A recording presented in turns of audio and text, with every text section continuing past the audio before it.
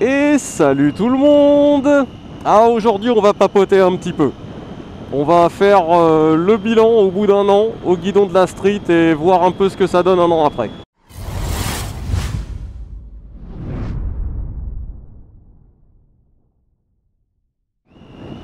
Alors comme vous le savez, j'ai acheté la street il y a un peu plus d'un an. C'était en octobre de l'année dernière. Donc au bout d'un an, j'ai parcouru un peu plus de 4000 km avec. Alors certains diront que c'est pas beaucoup. Après moi je roule tous les jours avec, mais je fais que des trajets relativement courts. Donc je peux pas lui mettre des kilométrages de dingue. Alors, on va voir donc si cette moto, du coup, est-ce que je regrette son achat? Est-ce que je recommencerai? Est-ce que j'ai eu des soucis avec? Et globalement, on va voir un peu ce que j'en pense à l'utilisation au quotidien. Je ne vais pas répondre tout de suite à la question de savoir si j'en suis content et si je recommencerai l'opération. On va déjà commencer, par exemple, par est-ce que, en un an d'utilisation et après 4000 km, j'ai eu des soucis avec? Alors, je vous mentirais si je dirais que c'était pas le cas. J'ai eu un souci. Un souci, et en fait le plus c'est que ça m'est arrivé le lendemain de l'achat de la moto. Quand j'avais récupéré la moto, c'était un samedi, le lendemain je suis allé faire un tour dans les petites routes de montagne autour de chez moi pour aller rôder les pneus. Et en rentrant, j'avais des éclaboussures sur tout le côté gauche du moteur. Je vous mettrai une photo, vous allez voir, c'était rigolo. Alors j'étais quand même relativement inquiet, j'ai appelé Triomphe, je leur envoie les photos, ils me demandent de passer. Donc j'y retourne le week-end suivant, parce que forcément en semaine c'est compliqué d'y aller. Et là en fait il s'avère que comme la moto il l'avait depuis quelques mois en vente, les durites du système de refroidissement s'étaient dilatés, les colliers s'étaient légèrement desserrés. Et du coup c'est pour ça que ça pissait un peu de partout. Donc ils m'ont démonté tout ça, ils m'ont tout remis en place, tout resserré, et depuis, impeccable. J'ai jamais eu à rajouter une goutte de liquide de refroidissement dans la moto. Ça allait tout seul. Alors après, il y a eu un souci que j'ai inventé, on va dire. Je me suis mis du jour au lendemain à entendre soi-disant des bruits bizarres sur la moto que le moteur faisait. Je trouvais que ça faisait beaucoup de cliquetis, que j'avais des bruits, voilà, des bruits mécaniques un peu bizarres.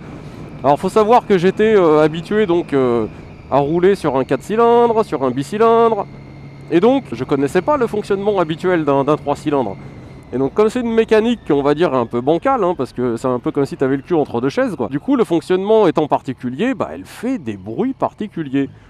Et donc j'étais allé chez Triomphe très inquiet d'entendre des bruits bizarres, pour m'entendre dire au final que en fait les bruits que j'entendais c'était tout simplement les bruits de fonctionnement de la street, qui ont été confirmés par le fait qu'ils m'ont allumé une moto qui était à côté, une autre street qu'ils avaient sur le parc, et que je me suis mis à entendre exactement la même chose. Donc en fait la street n'avait pas de problème, le problème bah, c'était moi hein, simplement, hein, qui entendait des bruits qui en fait n'existaient pas. Donc en fait à part cette histoire de liquide de refroidissement, j'ai plus eu besoin de retourner chez Triomphe pour quoi que ce soit, à part pour la révision. Alors après il faut savoir que quand j'achetais Triomphe, je savais absolument pas dans quoi je mettais les pieds, pour la simple et bonne raison que j'avais eu que des japonaises. Et donc les japonaises, par définition, c'est fiable. Hein, n'est-ce pas, messieurs, ça me suffit, Alpha Rider, ça c'est une petite boutade pour eux. Et donc je me disais, oulala, je vais acheter une Triumph, c'est une européenne.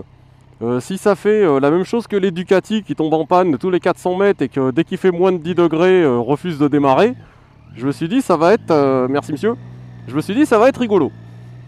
Après, je savais que les Triumph, enfin les Street principalement, avait la réputation, surtout les premières générations, de consommer un peu d'huile. Alors du coup, je vérifiais régulièrement les niveaux d'huile, hein, et puis bah, en un an, 4000 km, j'ai jamais eu à en rajouter. Voilà, elle m'a jamais consommé une goutte d'huile. Donc on peut en conclure effectivement que, bah, en gros, Triumph c'est fiable, hein. C'est pas moins fiable forcément qu'une autre marque. Et elle m'a jamais laissé en rade, que ce soit les matins pour démarrer, même par -5, ça démarre. J'ai jamais eu de galère immobilisante avec. Même de galère tout court d'ailleurs, et en sachant que quand je sais que je vais pas m'en servir pendant plus de 15 jours, je branche la batterie à un accumulateur pour maintenir la charge, et donc au moins comme ça je sais que même si elle est immobilisée longtemps, la batterie se décharge pas, et j'ai pas de surprise le matin au moment de la mettre en route. Alors au niveau de ce que coûte de faire rouler, je dirais, une street, j'avais un peu peur de ça aussi au départ, parce que la SV me coûtait, pour ainsi dire, rien. Elle me coûtait une vingtaine d'euros d'assurance par mois. Puis l'essence, bon bah en gros ça consommait que dalle. Donc je savais pas trop à quoi m'en tenir sur la street. Alors, la bonne surprise, c'est que je suis passé de 20 à 33 euros pour l'assurance par mois. C'est pas non plus ouf. Et au niveau de la deuxième bonne surprise, ça a été la consommation de la moto. Alors, faut savoir que sur les 4000 km, un peu plus que j'ai parcouru, j'ai une moyenne globale de consommation qui s'établit à moins de 6 litres. Alors, sachant que j'atteins facilement les 6 litres, voire je les dépasse légèrement, quand je ne fais que de la ville. Donc c'est pour ça que j'ai une consommation moyenne, on va dire, sur les 4000 km qui sont assez élevées, parce que comme vous le savez, je roule pas mal en ville. Forcément, c'est pas ce qu'il y a de mieux pour consommer le moins possible. Par contre, une fois que vous vous mettez à rouler sur la route, même si vous vous amusez un peu, hein, vous descendez facile sous les 5 litres. Et là, vous pouvez enchaîner des 300 km d'affilée sans avoir à ravitailler, sans problème. Alors si on devait s'amuser à faire, comme font, vous savez, tous les essayeurs professionnels, hein, avantages, inconvénients. Alors, en avantage, pour moi, il y en a réellement 3. Le premier, et celui-là, il peut pas être autrement qu'en première place, c'est le moteur. Ce moteur, c'est une tuerie, tout simplement. Vous pouvez tout faire avec. Vous pouvez tout aussi bien rouler comme maintenant en ville, même dans les bouchons, à basse vitesse, sur n'importe quel rapport, ça roule, ça passe, c'est super souple, vous pouvez vraiment faire tout ce que vous voulez, quoi. Par exemple, vous sortez d'un rond-point à 40 km/h en 6ème, vous remettez les gaz, la moto repart comme si de rien n'était. Et ça, franchement, en termes de confort, je dirais au quotidien, principalement du coup en ville, c'est super appréciable. Vraiment, c'est très très appréciable. Par contre, le moteur a un deuxième visage. Une fois que vous passez en deuxième partie de contour, c'est que le truc littéralement vous pète à la gueule. C'est juste impressionnant, quoi. C'est là que, en gros, vous avez une explosion au niveau du moteur qui fait que là, ça commence à vous tirer sur les bras. Et là, vous avez vraiment le caractère sportif du moteur qui se dévoile. Alors, deuxième gros avantage pour moi, c'est le cadre. Le châssis de la moto. Le châssis, il est d'une précision, mais chirurgicale. Vous pouvez prendre les virages que vous voulez, à la vitesse que vous voulez, et franchement, j'exagère à peine, la moto ne bougera pas. C'est une moto qui est faite pour déglinguer du bord de pneu dans les virages, mais sans se fatiguer, quoi. Et la moto, ce qui est assez déstabilisant au début d'ailleurs, c'est quand vous commencez à prendre les premiers virages, elle se couche toute seule et elle ne demande qu'à tomber dans les virages. Enfin, quand je dis qu'à tomber, qu'à se coucher dans les virages. Et ça, c'est pas forcément lié à une monte de pneus en particulier, hein. C'est valable quelle que soit la monte de pneus que vous avez sur votre moto. Alors c'est rigolo parce que du coup, ça donne un comportement qui est quand même vachement vif. Par contre, pour les débutants ou ceux qui n'ont pas l'habitude, ça peut être piégeux et déstabiliser un peu les gens. Alors dernier point fort pour moi, c'est son look. Une street, ça se reconnaît entre 1000. Rien que par l'identité qu'apportent les doubles phares à l'avant, c'est reconnaissable parmi n'importe quelle autre bécane. Ça a vraiment une gueule, une identité particulière et un charme de dingue. Après, on peut s'orienter vers des versions R ou des versions standards. Je dirais que le look change très peu, ça va être juste des coloris qui vont être spécifiques ou des choses comme ça. Au niveau du look, hein, je parle pas au niveau de la technique. Mais c'est vraiment, la street, c'est vraiment une gueule avant tout. Alors les inconvénients, réellement, j'en ai pas trouvé au bout d'un an et 4000 km au niveau de la conduite. J'ai rien de réellement rédhibitoire qui me dirait « Ah, ça c'est pas bien ». Si on veut vraiment trouver un inconvénient sur la moto, on va plutôt parler tarif. Faut savoir qu'une street, globalement, ça va coûter plus cher qu'un équivalent japonais. Parce que tu payes la marque, le fait que ce soit européen, et puis Triumph, c'est plutôt considéré comme une marque premium plutôt qu'une marque généraliste. Donc tu as le prix, déjà, de la moto qui va coûter plus cher. Et après, tu as les révisions Triumph, qui globalement sont pas données. On va dire qu'une révision simple. Alors t'as la petite et la grosse révision. La petite révision, c'est celle où ils te font vidange, filtre à huile, tout un tas de contrôles et qui te branchent la moto au diagnostic pour vérifier que tout va bien électroniquement. Ça coûte 200 balles. Et c'est à faire une fois par an ou 10 000 km. Après tu as la grosse révision. La grosse révision, c'est celle qui intervient à 20 000. Et à 20 000, ils ouvrent le moteur pour contrôler le jeu aux soupapes et le corriger si besoin. Et avec toutes les opérations de révision qui vont avec, vidange, fluide, filtre, etc. Et là, t'en as pour 500 balles. Donc celle-là, clairement, elle fait mal. L'avantage, c'est que là, je viens de la faire à 12 000, un peu moins. La prochaine, si je compte que je lui mets à peu près 4 000 par an, elle va l'avoir à 16. Donc l'année prochaine, ce sera encore une révision standard. Et par contre, dans 2 ans, ce sera la grosse révision à 500 balles. Donc voilà, ça laisse le temps un peu de prévoir, de budgéter, de faire tout ce que tu veux. Mais une chose est sûre, c'est que quoi qu'il arrive, je ferai faire ça chez le constructeur.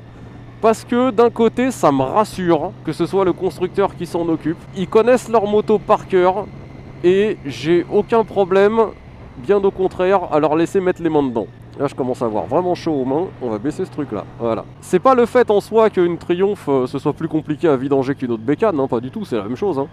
C'est juste que comme c'est bourré d'électronique ces trucs là, et que j'ai un voyant qui est à peu près par ici là, qui s'allume pour me dire que j'ai la révision à faire et qui reste allumé tant que c'est pas fait, et que même si c'est pas fait, le truc reste allumé parce qu'il faut la brancher aux outils Triumph pour faire disparaître le logo, et ben moi je préfère que ce soit quand même Triumph qui s'en occupe. Sachant que le constructeur continue à développer des mises à jour logicielles, donc du logiciel du calculateur du moteur, hein, pour leurs motos, même s'ils ne les commercialisent plus. C'est-à-dire que là j'ai eu la surprise d'avoir une mise à jour à faire sur la moto, que le constructeur a fait d'ailleurs, hein, que le concessionnaire a fait, parce qu'ils avaient développé une optimisation, quelque chose, voilà. Et rien que pour ça, c'est pas pour ce que ça va me coûter en plus de le faire chez eux, mais au moins ce sera propre, et la moto sera, entre guillemets, à jour. Alors, la question que tout le monde attendait, est-ce que je regrette mon achat? Si c'était à refaire, est-ce que je referais la même chose? Alors, premièrement, non, je regrette absolument pas mon achat. Et si c'était à refaire, je le referais 1000 fois. Je viens de passer 1 an au guidon de la moto que j'ai toujours voulu avoir. Ça a été 4000 km de pur kiff. D'ailleurs, à ce propos, je remercierai jamais assez mon pote Z de m'avoir traîné jusqu'à la concession de Triumph à Clermont pour essayer cette moto qui était à vendre chez eux. Parce que au moins, j'aurais pas eu de regrets. Voilà. J'aurais pu ne pas aller l'essayer et acheter autre chose par défaut et passer à côté de la moto, du modèle que je voulais depuis si longtemps. Alors le problème c'est que de fréquenter mon pote, à la longue ça coûte cher.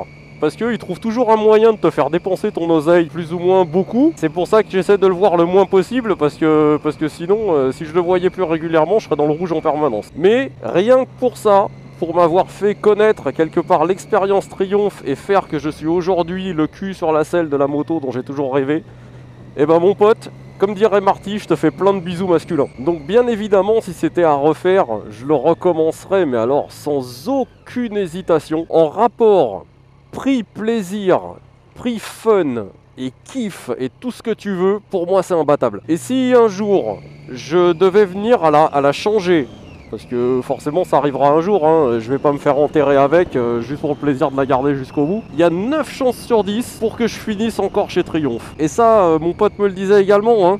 Il dit le problème c'est que si tu essayes une Triumph, tu voudras pas essayer autre chose.